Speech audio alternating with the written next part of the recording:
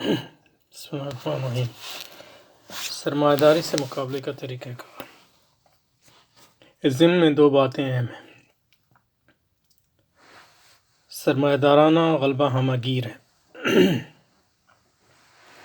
ہمہ گیر دو معنوں میں ہے۔ ایک معنوں میں اس معنوں میں ہے کہ وہ تینوں سطح پہ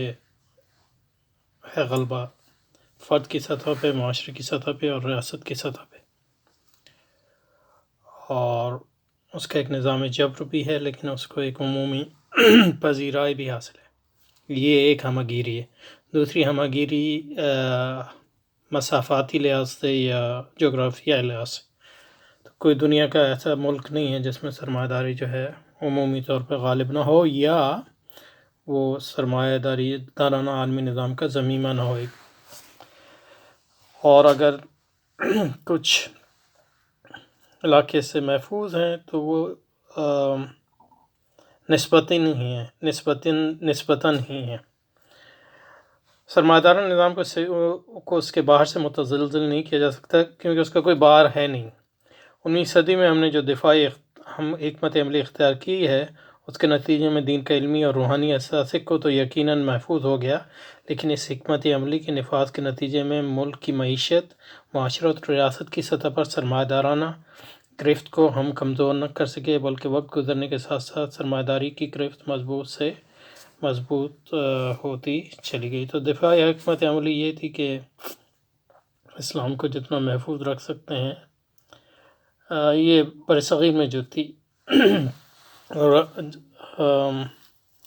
لیکن یہ ہے کہ جب آپ کا سرمایہ داری جو ہے اس کا ان معنوں میں وہ کلاسیکل سیکولرزم سے یعنی مختلف ہے کہ سیکولرزم یعنی جیسے کہ وہ کبھی ایسا سیکولرزم ایکچولی ایگزسٹڈ اور ہمیں نہیں پتا، لیکن یہ کہ جو تھیوری میں سیکولرزم جو ہے آپ کو یہ آپ کی دنیا ہے اور یہ دین ہے، تو آپ جو ہے ایک آپ پر اگر دوسری قوتیں غالب آ گئی ہیں تو آپ اپنا ایک یعنی مسجد یا خانقاہ یا مدارس کے نظام میں علیحدہ سے، اب ظاہر ہے یہ اسلام کے مزاج میں تو نہیں ہے، لیکن یہ کیونکہ صاحب کا مزاج تو یہ ہے کہ وہ عمومی طور پہ غالب ہو، لیکن یہ کہ اگر آپ مغلوب ہو گئے تو آپ کیا کریں گے، اس کے علاوہ اگر کوئی چارہ نہیں۔ تو اس کلاسیکل سیکولرزم میں آپ کے لیے ایک نظریاتی جواز اس کا بنتا ہے، لیکن جو کیپٹلزم ہے جب خاص طور پہ جب وہ مضبوط ہو جاتا ہے، جیسے کہ آج کل وہ ہے عالمی سطح پر، تو وہ جو ہے ہمگیر ان معنوں میں وہ ساری چیزوں کو گھیر لیتا ہے، اپنے احاطے میں لاتا ہے۔ ہاں آپ کو یہ اجازت دے سکتا ہے کہ اب اس میں جو ہے آپ کچھ کر لیں، لیکن یہ کہ پہلے وہ آپ کو اپنے اندر لائے گا، اپنی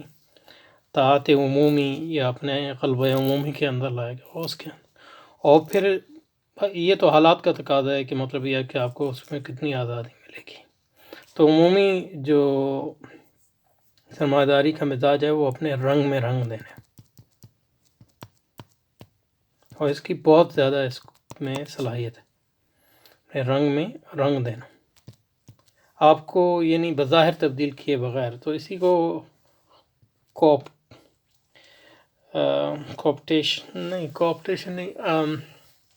انکوپریشن جیسے اب جیسے مزدوروں کی تحریکیں جو ہیں ان میں ایک انقلابی پوٹینشل تھا، لیکن وہ سرمایہ داری کا حصہ بن گئی، اس طرح بنی کہ وہ حقوق کی تحریکیں بن گئی۔ جب حقوق کی تحریکیں بنتے ہیں تو سرمایہ داری کو اس سے کوئی خطرہ نہیں ہے، کیونکہ حقوق آپ صرف حقوق مان رہے ہیں، آپ اس کو اوورتھرو کرنے کی بات نہیں کر رہے۔ تو اس لحاظ سے 19ویں صدی کی حکمت عملی جو ہے قائم نہیں رہ سکتی، کیونکہ دفاعی حکمت عملی کے نتیجے میں آپ پوری طرح سرمایہ داری میں ضم ہو جائیں گے۔ اس کے ساتھ ساتھ 19ویں صدی سے لے کر آج تک سرمایہ دارانہ اقتدار کے خلاف وقتاً فوقتاً جہاد بھی کیا جاتا رہا ہے، لیکن یہ عمل عموماً سرمایہ داری کی سرحدوں تک محدود رہا ہے۔ سرمایہ دارانہ مراکز معیشت، ثقافت، سیاست اس سے عمل سے متاثر نہ ہو سکے۔ اس کی ایک وجہ یہ ہے کہ سرمایہ داری ریاست بڑی مضبوط ہوتی ہے، جیسے جیسے سرمایہ غالب آتا جاتا ہے سرمایہ داروں ریاست بھی غالب آتی جاتی ہے۔ اس کے ساتھ ساتھ یہ بھی حقیقت ہے کہ پچھلے 250 سال سے جہادی پیش رفت کا مسلم عوام نے کبھی بھرپور ساتھ نہیں دیا، اور مجاہدین مسلم معاشروں میں ہمیشہ اجنبی رہے۔ یہ بات کافر عسکری تحریکوں کے بارے میں بھی کہی جا سکتی ہے۔ ہر گوریلا مزاحمت یا تو دم توڑ گئی، جیسے بولیویا میں، کولمبیا میں، سری لنکا میں ہندوستان کی نکسل باڑی تحریک، یا اسے قوم پرست یا اشتراکی سرمایہ دارانہ نظام میں جلد ضم کر لیا گیا، جیسے کہ انگولا، موزمبیق، جنوبی افریقہ، چین، ویتنام وغیرہ میں۔ سرمایہ داران کے اندر ہی سے اس کی تسخیر کے لیے جدوجہد کے ساتھ، سرمایہ داران کے اندر ہی سے اس کے کو، یعنی تسخیر کا مطلب ہے اس کو مسخر، اس کو اٹھا، اس کو یعنی اس پر غالب آنے کے لیے جدوجہد کی جا سکتی ہے۔ ہمیں سرمایہ دارانہ نظاماتی تضادات، اس کے اندر کے جو تضادات اور بحرانوں سے فائدہ اٹھانے کی استطاعت حاصل کرنا ہوگی۔ دور حاضر میں سرمایہ دارانہ طرز حیات و نظام زندگی 4 ہمہ گیر بحرانوں کا سامنا ہے: ماحولیاتی بحران، مالیاتی بحران، ریاستی بحران، نفسی اور روحانی بحران۔ اور ان چاروں سے مقابلہ کرنے کی ضرورت ہے، اور یہ ضروری نہیں ہے کہ وہ مقابلہ چاروں ایک ہی طرح کے لوگ کریں، لیکن یہ کہ وہ جو کام ہو اس کو کوئی جو ہے آپس میں رابطہ اور تنظیم اور تنسیق بھی ہونی چاہیے۔ یہ تمام بحران نظاماتی ہیں، اور جہاں جہاں بھی سرمایہ دار نظام اور طرز زندگی غالب ہے، کسی نہ کسی شکل میں اور کسی نہ کسی حد تک یہ سب بحران فروغ پا رہے ہیں۔ لہٰذا ان بحرانوں کو وسعت دینے کے لیے کے مواقع ہر جگہ موجود ہیں، کہیں زیادہ کہیں کم۔ تو بنیادی مقصد تو یہی ہے کہ اسلامی دنیا سے استعمار کا خاتمہ اور سرمایہ داری کا خاتمہ اور ایک مضبوط اسلامی ریاست قائم ہے۔ اولا ان بحرانوں سے فائدہ اٹھانے کے لیے جو اسلامی اقدامی حکمت عملی مرتب ہو، لازماً اپنے ملکی تناظر کو پیش نظر رکھ کر مرتب کی جانی چاہیے، کیونکہ سیاق و سباق بڑی اہمیت رکھتا ہے کسی بھی حکمت عملی کی کامیابی میں۔ اور اگر آپ اس معاشرے میں آپ کے لیے ایک اسپیس نہ ہو اور اس معاشرے میں آپ کی سپورٹ نہ ہو، نہ صرف یہ کہ اپنے ہم خیال لوگوں میں بلکہ جو ہم خیال نہ بھی ہوں گے، آپ دیکھیں رسول اکرم صلی اللہ علیہ وسلم جب شیب ابو طالب میں ان کو قید کیا گیا تو ان کے ساتھ جو ہے بنی ہاشم، بنی مطلب، عبد المطلب اور ان کے جو حلیف تھے وہ سارے وہ مطلب ان کے ساتھ تھے، حالانکہ وہ سب مسلمان نہیں تھے۔ تو جو رسول اکرم کے حلیف تھے غیر مسلم، ان کے خاندان میں اور خاندان سے باہر، انہوں نے ہی آپ کی حفاظت کی مکے میں، اور ان لوگوں کی حفاظت کی جو مسلمان ہوئے تھے۔ تو اپنے معاشرے میں جو ہے، یعنی ہماری تحریک جو ہے عالمی ہے، عالمگیر ہے، لیکن وہ عالمگیر جو ہے ان معنوں میں ہے کہ اس کے جو کلیمز ہیں وہ عالمگیر ہیں، لیکن یہ کہ وہ اس حکمت عملی کو جامع پانا جاتا ہے ایک اسپیسیفک معاشرے میں، اور اس جو بھی تحریک چلے گی اس کے کانٹیکٹ میں۔ تو جو پاکستان میں ہوگا وہ افغانستان سے مختلف ہوگا، ایران سے مختلف ہوگا، عراق سے مختلف ہوگا، وغیرہ وغیرہ۔ ہاں پھر ان میں جو ہے آپس میں تناسب بھی ہونا چاہیے، کیونکہ سرمایہ جو ہے عالمی ہے، اور امت جو ہے ہماری بھی ایک امت ہے، اور اس کا یعنی ذمہ جو ہے ایک ہے، جیسے کہ رسول پاک نے فرمایا۔ لہذا ان بحران سے فائدہ نے جو اسلامی اقدامی حکمت عملی مرتب ہو، لازماً اپنے ملکی تناظر کو پیش نظر رکھ کر مرتب کی جانی چاہیے۔ لہذا باب دہم میں، یعنی 10ویں باب میں، 10ویں چیپٹر میں ہم سرمایہ داران بحرانوں سے فائدہ اٹھانے کے لیے جو اسلامی حکمت عملی ہم مرتب کرنے کی کوشش کی ہے، وہ پاکستانی سرمایہ دار نظام کے تضادات کو ملحوظ سے خاطر رکھ کر ہی مرتب کی گئی ہے۔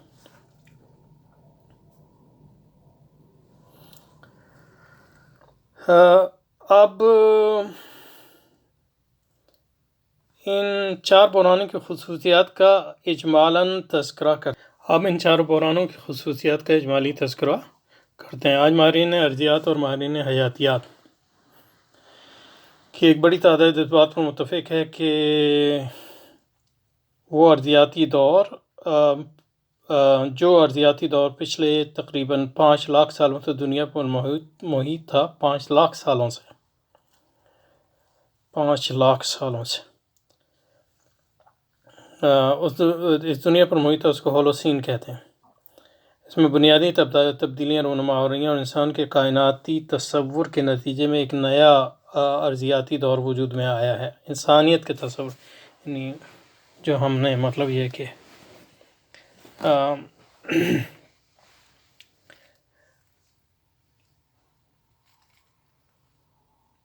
اب یہ جو 5 لاکھ سالوں کا کہا ہے، اس کا مجھے علم نہیں ہے، لیکن یہ کہ اس میں بنیادی تبدیلیاں رونما اور انسانیت کی کائناتی تصرف کے نتیجے میں، یعنی مطلب جو ہم نے جو ہے خاص طور پہ پچھلے 200-400 سال سے یعنی مطلب یہ کہ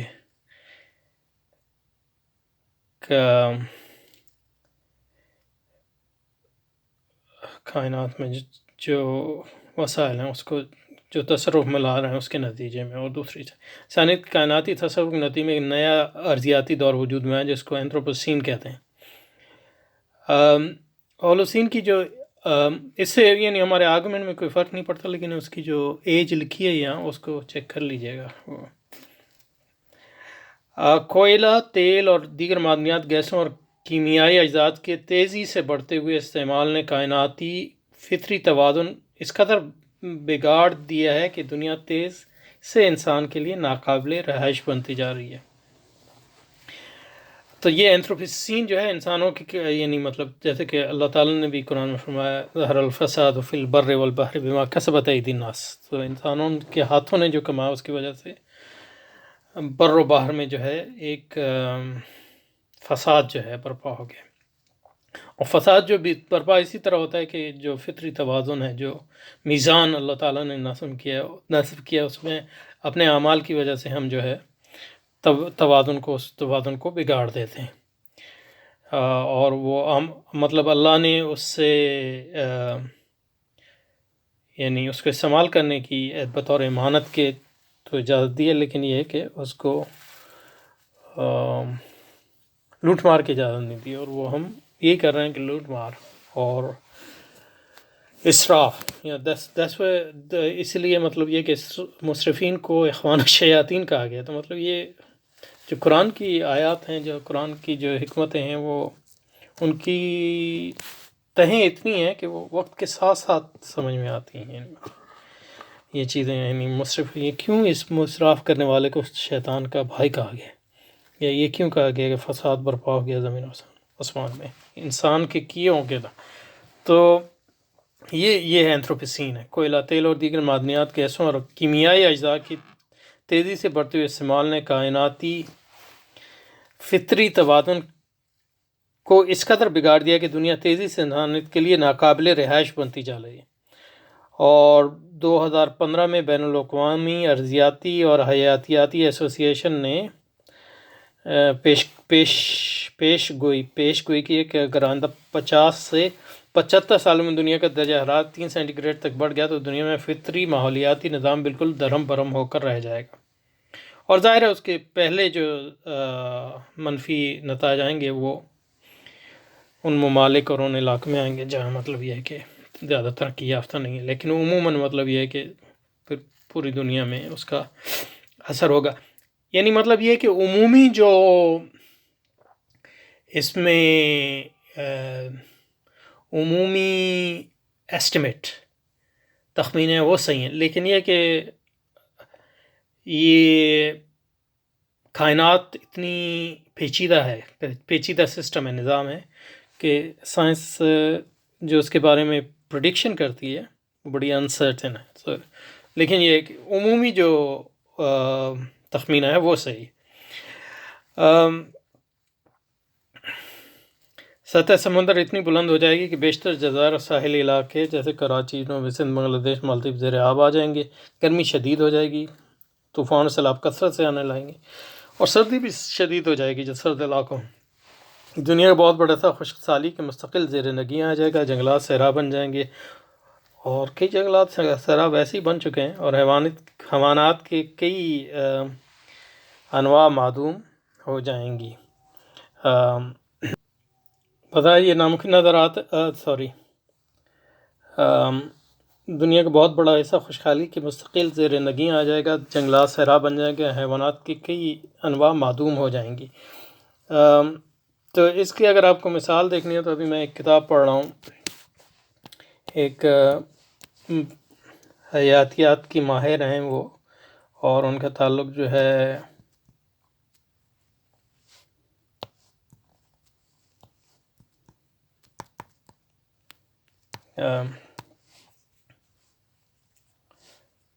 سرخنود کے قبیلے سے ہے، تو ان کی کتاب میں پڑھ رہا ہوں۔ حکمت عملی کے لحاظ سے تو اس کی اتنی اہمیت نہیں ہے، لیکن یہ کہ سمجھنے کے لیے کہ جو فساد برپا کیا ہے اس سرمایہ داری نے، اس کو سمجھنے کے امریکہ میں خاص، اس کا نام ہے بریڈنگ۔ تو یہ مطلب حیاتیات کی ماہر بھی ہیں، تو اسی پہ اس کا زور ہے، بریڈنگ سویٹ گراس۔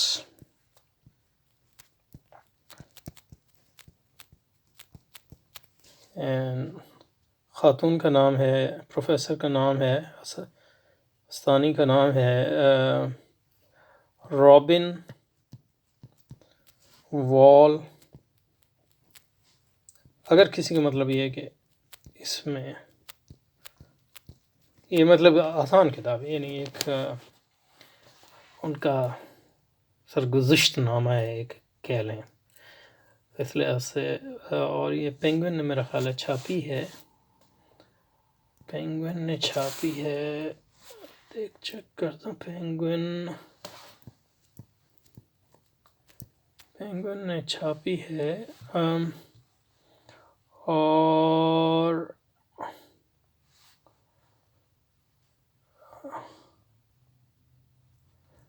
تقریباً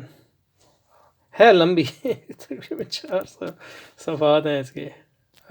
لیکن اس میں کچھ چیزیں آپ کو سیکھنے کو ملتی ہیں، اور اس میں اس لیے بھی اہم ہے کہ اس سے یہ پتہ چلتا ہے کہ مطلب یہ کہ جو انڈیجنس فکر ہے اس کی اہمیت بھی ہے، لیکن یہ کہ وہ سرمایہ داری کے مقابلے میں اس کی حدود کا بھی پتہ چلتا ہے، تو اس لحاظ سے اگر آپ کو میرے ذہن میں آ گئی سائنس دنیا کا بہت بڑا ایسا خوشحالی کہ مستقل زیر نگیں آ جائے گا، جنگلات صحرا بن جائیں گے اور حیوانات کے کئی انواع معدوم ہو جائیں گی۔ سائنسدان اس بات پر بڑی حد تک متفق ہیں کہ یہ نیا ماحولیاتی نظام سرمایہ داری کی تخلیق ہے۔ سرمایہ داری کی تخلیق ان معنوں میں ہے کہ مطلب حرص و ہوا کی وجہ سے ہوا۔ ماحولیاتی تنازل کی اصل وجہ وہ سائنسی اور معاشی بڑھوتری ہے جس کو سرمایہ دار نظام مستقل فروغ دینے پر مجبور ہے، کیونکہ وہ اگر نہ دے گا تو وہ کولیپس ہو جائے گا مطلب کیونکہ وہ تعقل جو ہے اسی پہ مبنی ہے، تو اس لیے مطلب یہ کہ جو زیادہ تر فائنینشیل بحران آتے ہیں جن کی ابھی ذکر آئے گا، ان کی وجہ کوئی حقیقی زیادہ تر نہیں ہوتی، بلکہ مطلب یہ کہ ان کا جو تخمینہ کہ بڑھوتری کی رفتار کیا ہوگی وغیرہ وغیرہ۔ سرمایہ داری تصرف فی الارض کو مہمیز دینے کا دوسرا نام ہے۔ تصرف فی الارض، تصرف فی الارض نہیں کہنا چاہیے، سرمایہ داری تصرف فی الارض کو مہمیز دینے کا نام ہے۔ سرمایہ داری جو ہے تصرف فی الارض، تصرف فی الارض صحیح لفظ نہیں لگ رہا، یعنی تصرف تو اللہ تعالیٰ نے ہمیں کرنے کی اجازت دی ہے، لیکن یہ ہے کہ وہ تصرف جو ہے اس کی کوئی حد نہیں ہے، تو سرمایہ داری جو ہے کائنات کو مسخر کرنے کا دوسرا نام ہے، جیسے کہ نیوٹن نے کہا کہ سائنس کا مقصد وجود ہی تسخیر کائنات کو مہمیز دینا ہے، اور تصرف الارض کا اس میں یہ معنی صحیح ہو سکتا ہے کہ تسخیر کرنا تاکہ انسان کی جو باندھی بن جائے فطرت، اور انسانی ارادے کو کائنات پر مسلط کرنا ہے،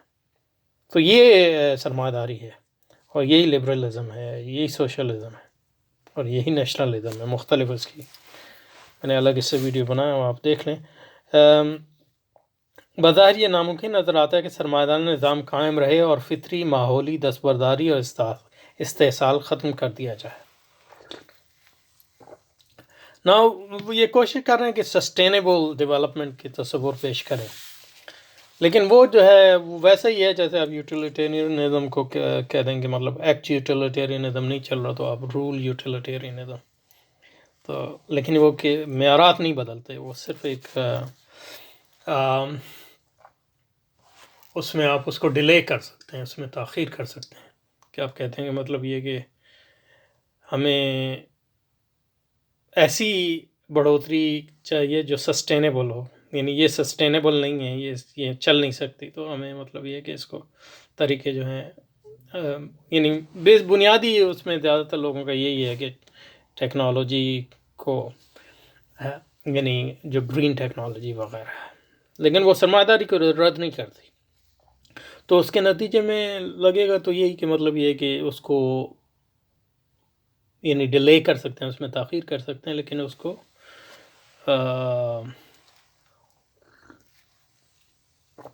اس سے پوری طرح جو ہے نبرد آزما نہیں ہو سکتے، پوری طرح اس سے خلاصی نہیں حاصل کی جائے۔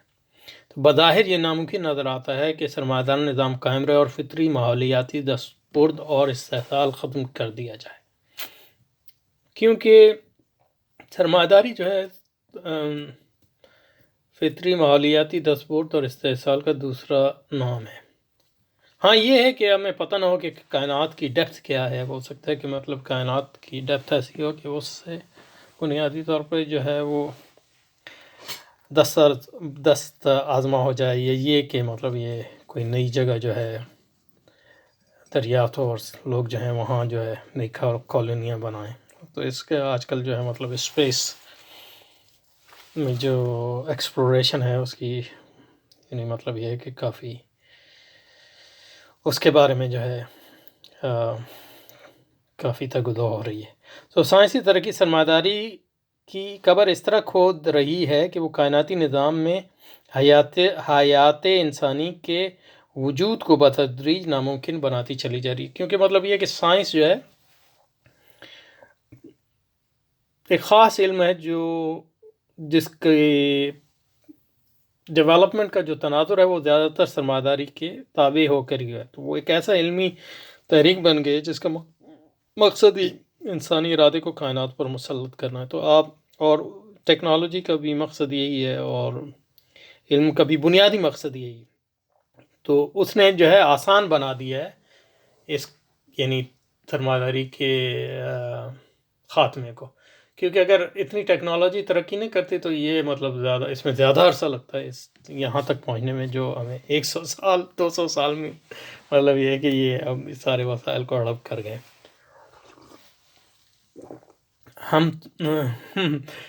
سائنسی ترقی سرمایہ داری کی قبر اس طرح کھود رہی ہے کہ وہ کائناتی نظام میں حیات انسانی کے وجود کو بتدریج ناممکن بناتی